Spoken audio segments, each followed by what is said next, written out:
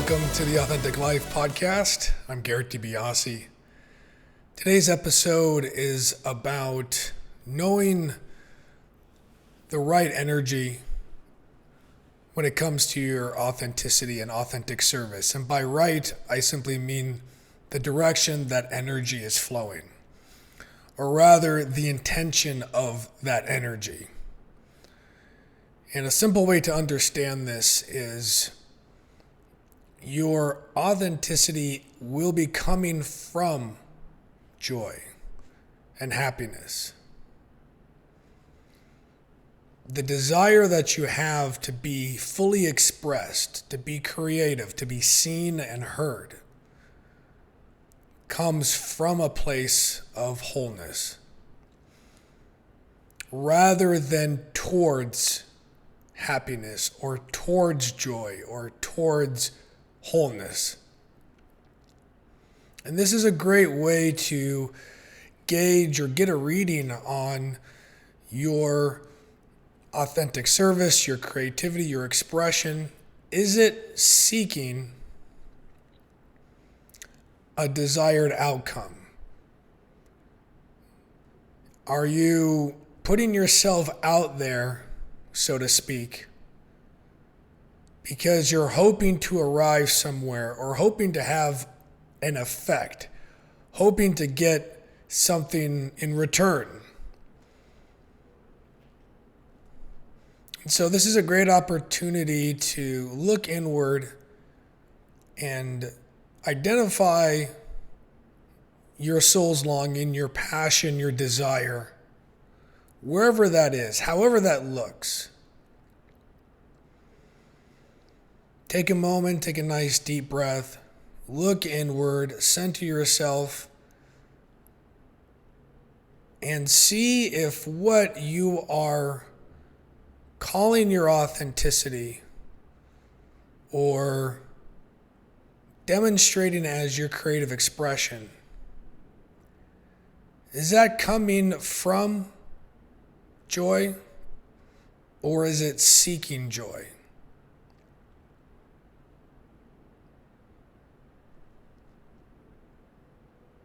Is it coming from a place of wholeness or a place of lack? Coming from a place of abundance or scarcity, of excitement or fear?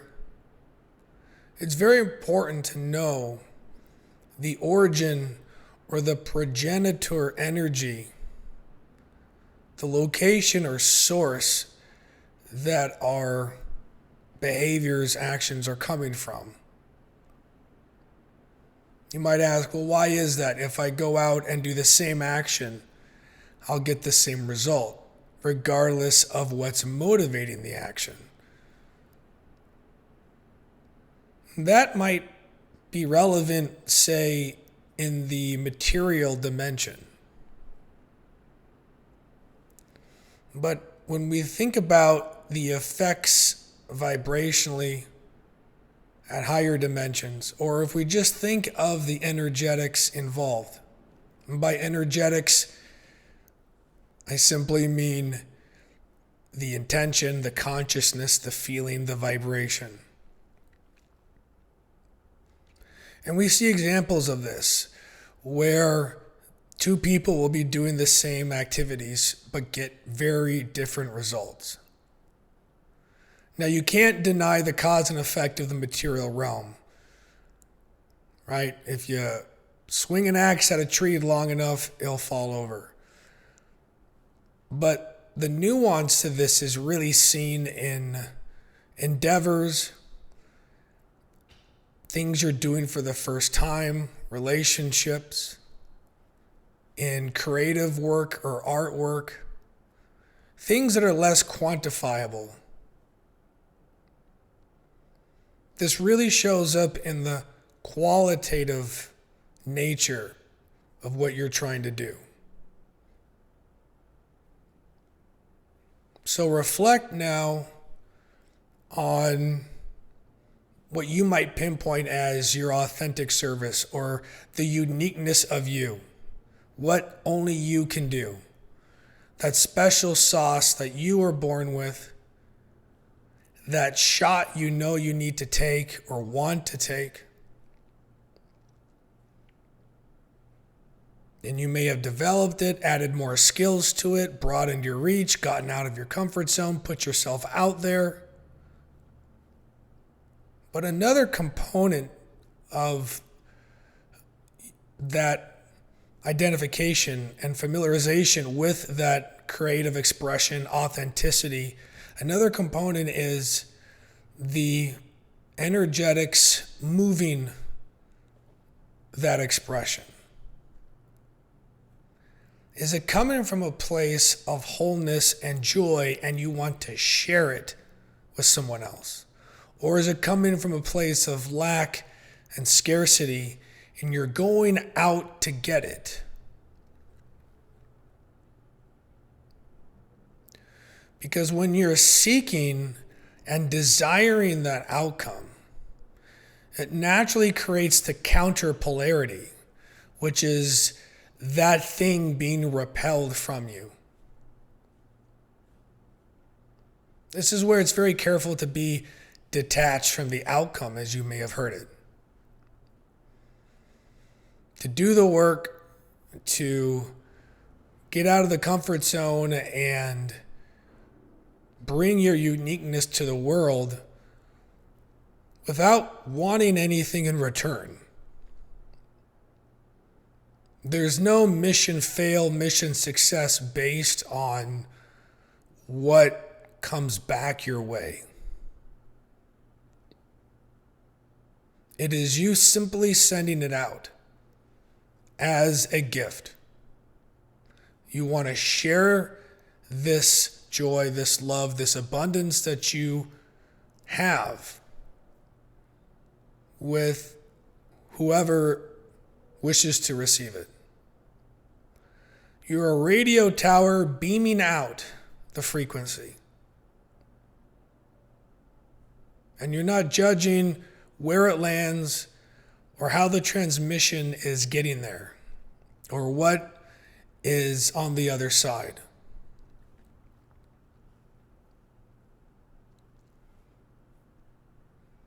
And it's worth reflecting on. It's worth considering, because if you've been trying a project for a while now, and you've been diligent with the steps, the trial and error, the war of attrition that simply comes with any project, meaning the grind of you taking wins and losses and still moving forward. But you're not where you want to be. You feel like something hasn't clicked yet. You're still frustrated because you may really want a specific outcome for this. And what we find is that surrendering to that effect opens the door to the greatest impact possible. Because you are not putting confinements or limitations on what grows, on what comes of it. And when you freely give, it freely returns back to you. Again, because you're not energizing any one of those polarities to create the counterpoint polarity. You are equanimous or embodying equanimity. Basically, you are equally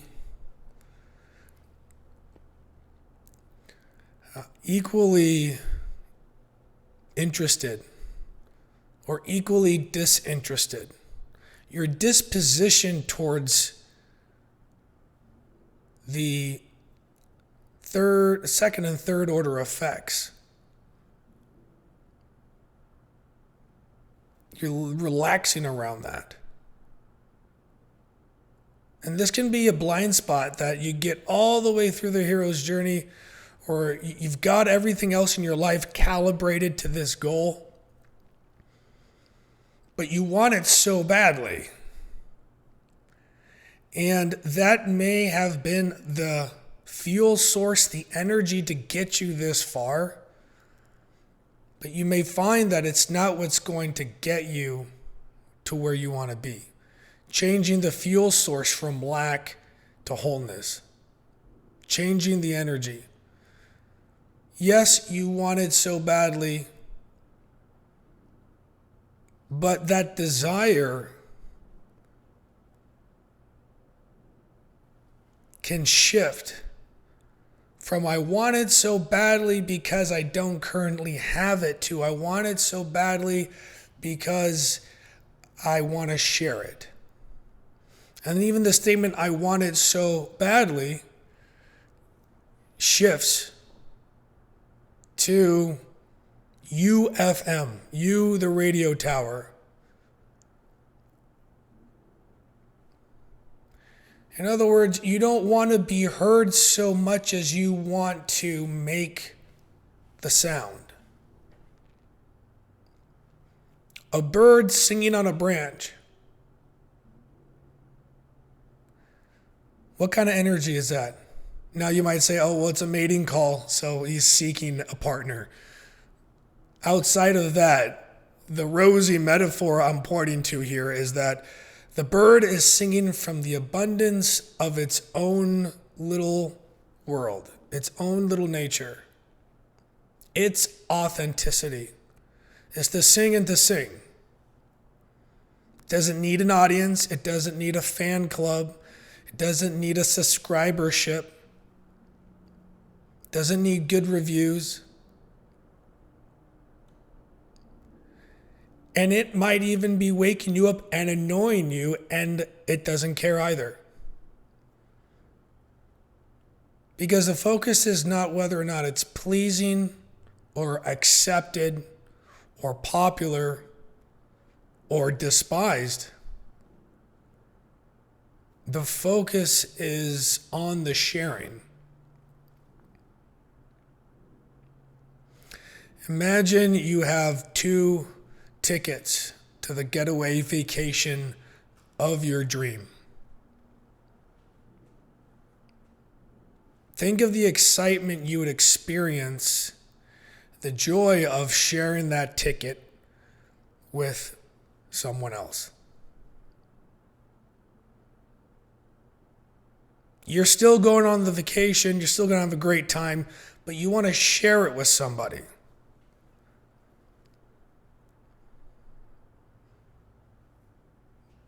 It's very worth reflecting on. What is my energetic stance, my energetic posture? Is it sharing or seeking? And if you want it so badly, look into that. Because what that statement says is that there is an outcome you strongly prefer. You might even be attached to that outcome. And that attachment causes fear in your nervous system, in your mind, soul, body. Why? Because fear is merely the attachment to outcomes. You can't be fearful of missing your flight if you're not attached to being on that particular flight. You might be someone who loves the airport, and if you have to spend another 14 hours, that's not a bad thing.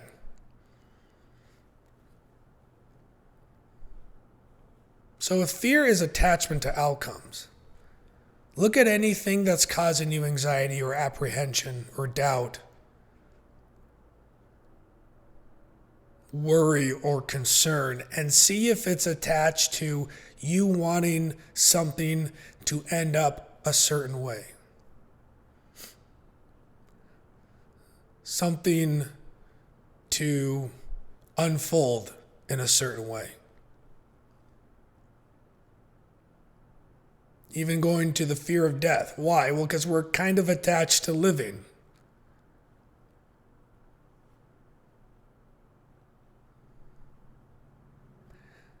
So don't be attached to your authentic service in that way.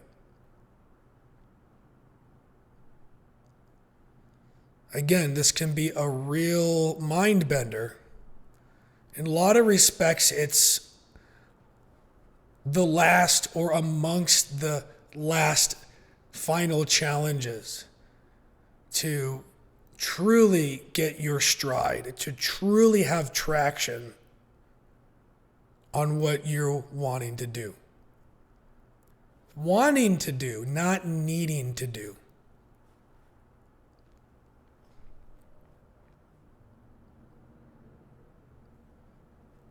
And so you can either choose to shift focus on something else. If that energy is a seeking energy, you can say, well, what can I share aside from that? Or you might look at that energy, which I think is going to be the most productive and effective reflection, is to see if you can switch the direction of that seeking energy back from into sharing energy. It's like you're having a birthday party and you want to invite someone over and share a celebration. A party may not be so grand all by yourself, right? So you want to share the abundance and the joy. That is what attracts. That is what the universe responds to. Your invitation. Not you with a harpoon chasing after it. It's just going to repel. Right? You're causing the seeking energy. It's responding in the flight energy.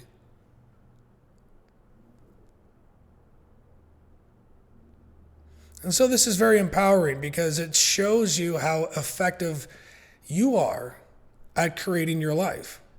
If you're saying, yeah, that business is repelling me, that dating world is repelling me, my diet is repelling me, my workout, whatever it is. If you're getting that much repulsion resistance, check if you're seeking it rather than sharing with it. How can that look practically? Think of a situation at work. You are having challenges with the kind of work that's being assigned to you, or a colleague, or you're running a business and your customers are not engaging the way you'd like. You've got a relationship, a partner you're wanting to have in your life, but there's resistance from them. You can have an autoimmune disease and realize that the resistance is in your body, where hormones or organs or glands are refusing to be a part of the team. Your immune system is getting static, getting repulsion feedback energy. So this concept traverses all the layers: physical layer, etheric layer, right? Emotional, cognitive, on and on. Every chakra contains this principle.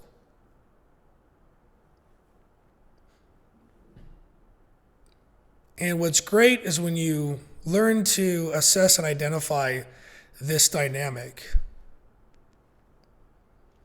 it will apply to every other dimension of your life. As I was giving examples, relationships, business, finance, health, social, professional.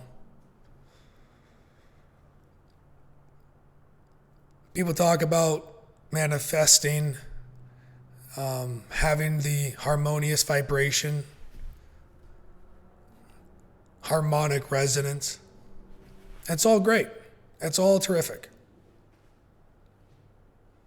And the mechanics behind that is an invitation energy, a sharing energy, a co-creation energy.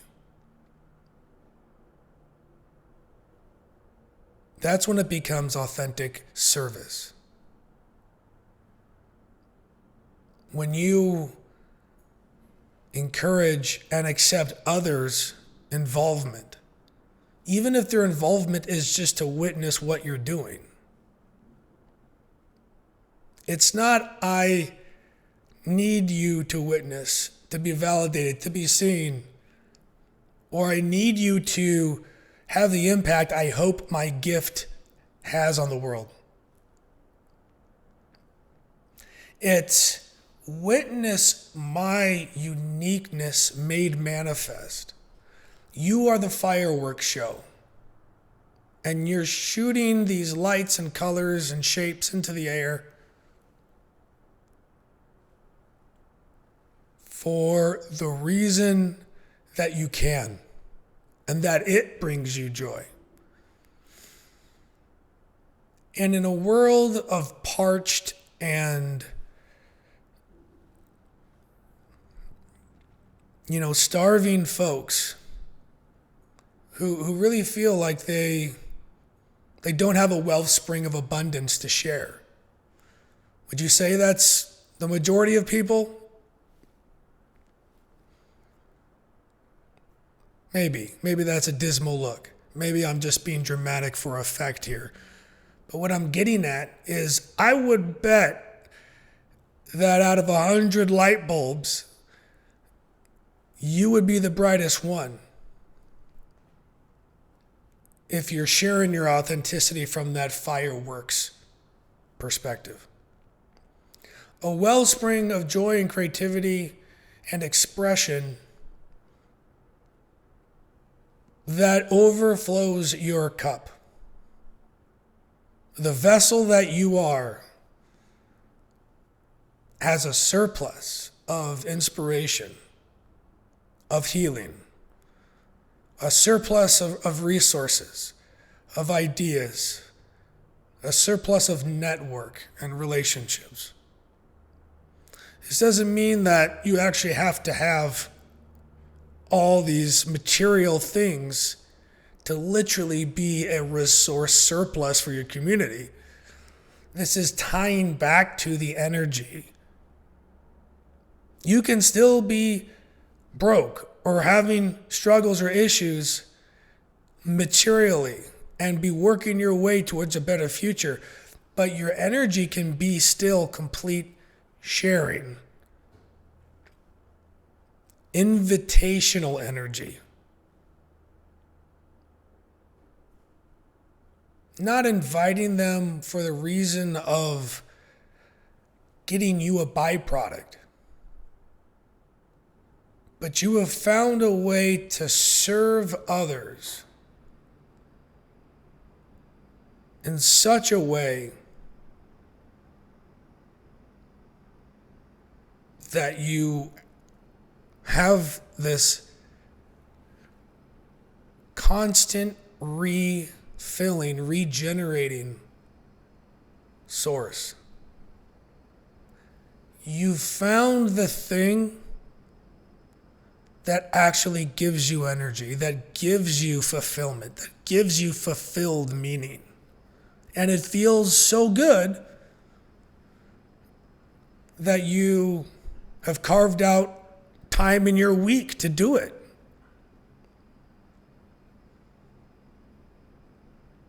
Because anything that's received from that place of it feeling so good and you want to share, it's a net positive. It's a net positive. Even if someone marginally appreciates it.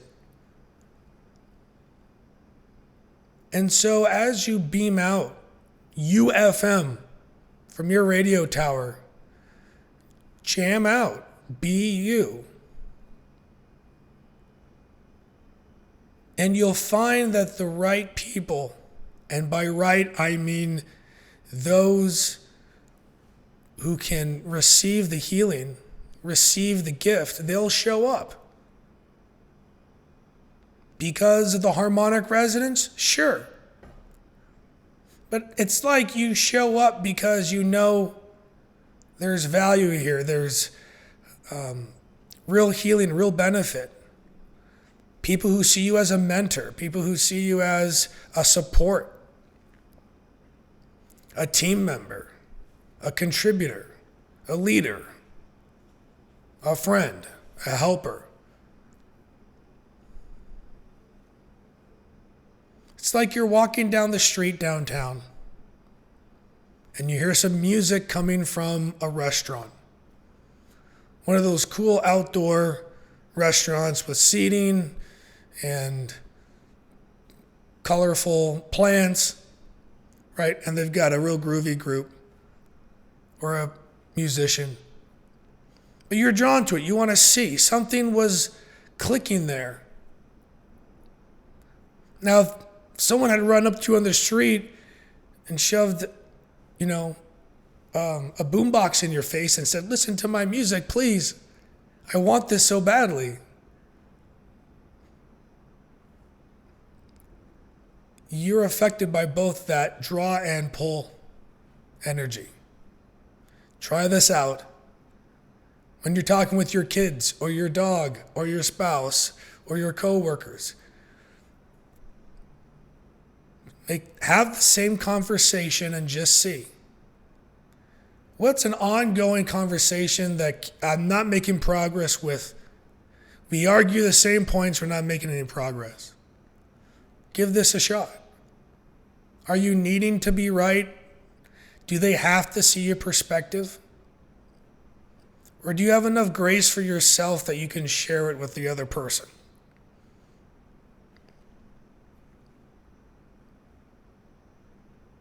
Same with your authentic gift.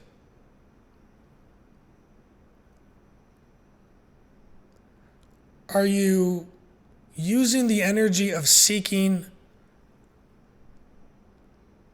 out of the fear that if I don't take my shot, I'm going to take all my gifts to the graveyard and I'll end this life, a very small use of potential utilized, Don't have the fear of, I got to get this done now, somehow, some way. Have urgency. Be clear and deliberate. But don't be on the frantic side of that.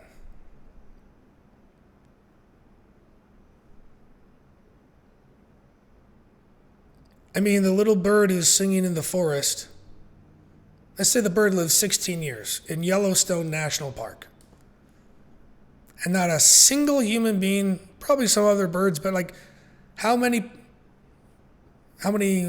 entities witnessed this little guy chirping away for 16 years?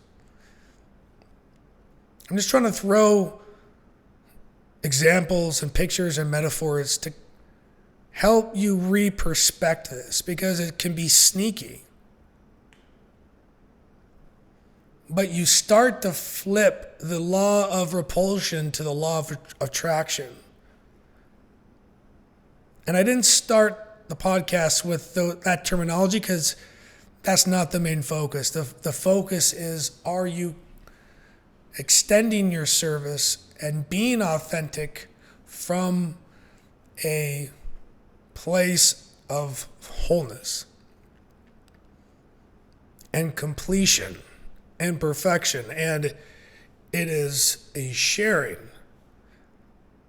If there's nothing in your life that's fitting that description, then do some trial and error. Try to branch out in some way.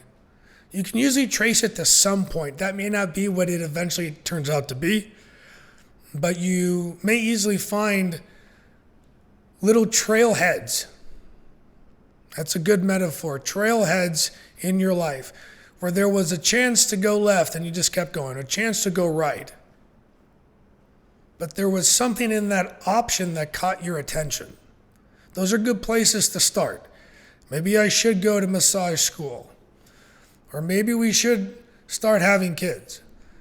You're right. What does this call to adventure look like and feel like? And can I engage that from day one with a giving, sharing, joyful, energetic direction, not a deficiency, lack, seeking energy? So try that on for what you're currently doing. Look for breakdowns in your life, past or present, that you might apply this concept to. And then think of where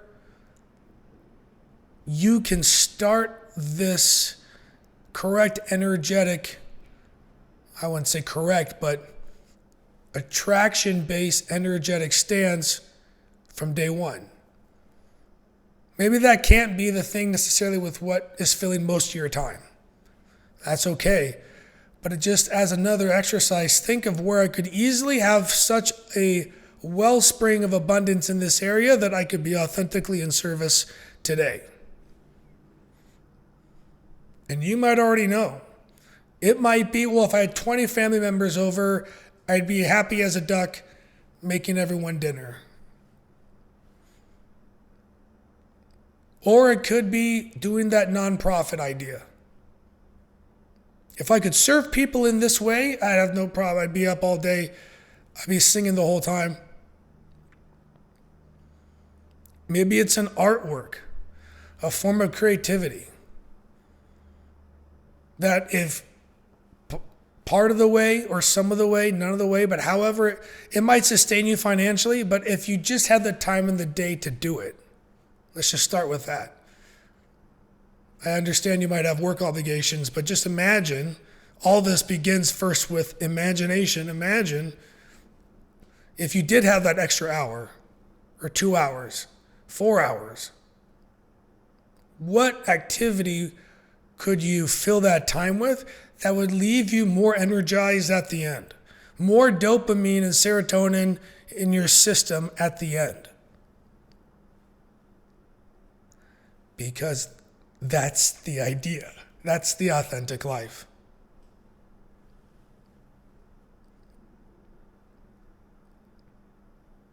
That's what your life can look like.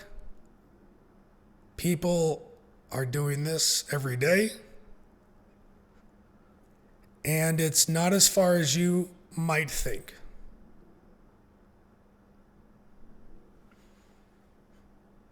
You're closer than you realize.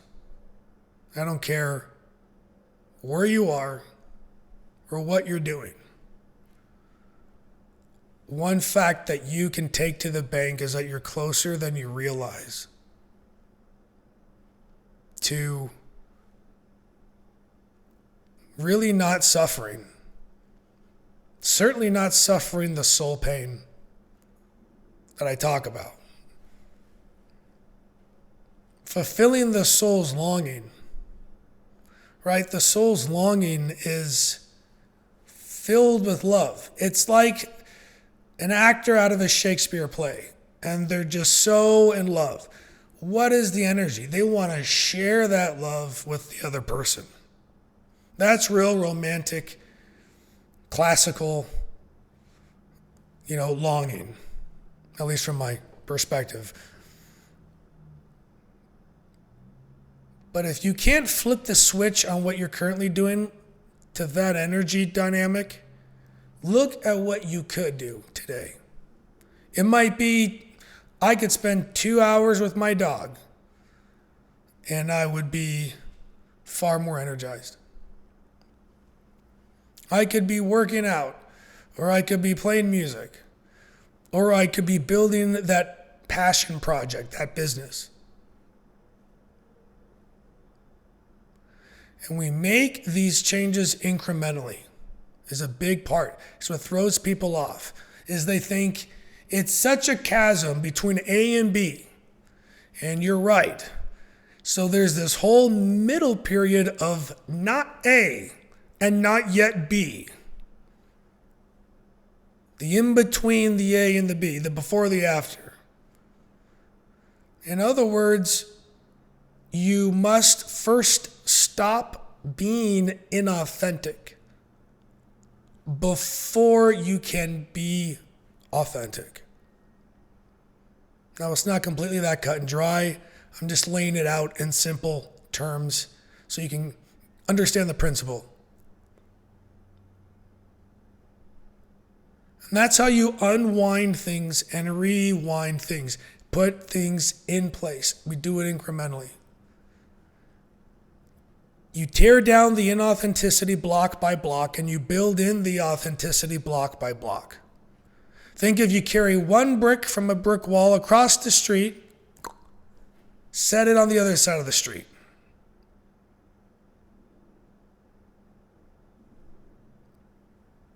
That's the picture.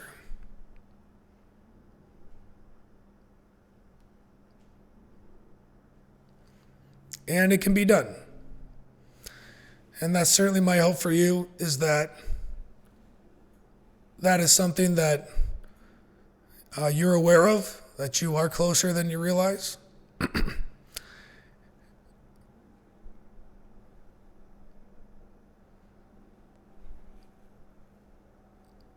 And so, as you're thinking of your life and what is the next step for this authentic life of yours and what you're looking to do, I definitely want to encourage you to always have this system check you can do. And just notice what is currently repelling you is now attracted to you. Watch that the change of the river change directions. Little things. Start with little things and give yourself the freedom and the grace to allow something like this to even take place in your life. Find what would give you more energy and insist on putting that in your calendar, even if it's just for 15 or 30 minutes. Start with that, because what will happen is your energy will then snowball. You'll have compound gains because you did that 15-minute or 30-minute love activity, whatever it is. I mean, it could be lovemaking. The idea is that you have more energy now to devote to freeing up other aspects of your life. It's like paying down credit card debt, right? You knock out one, now you've got more available cash to throw at the next one and the next one and the next one. Stop paying interest on your activities, right? You spend 8 hours doing something you don't like, right? You got 4 hours to recover from it. You got 4 hours of interest there. As opposed to doing something for 2 hours that you like, you're getting compound positive interest that juices you up for the next 4 hours. You work with these energetic flows and you get a lot done and it doesn't wear you out. And you might call that person really manic or type A, but it may be that they've got that energetic dynamic flow in the right direction. So I definitely hope this was a good point of reflection and that it's making progress for you, that you're making progress chewing on these ideas. Always thanks so much for joining, and I will catch you next time on the Authentic Life Podcast. Thanks so much.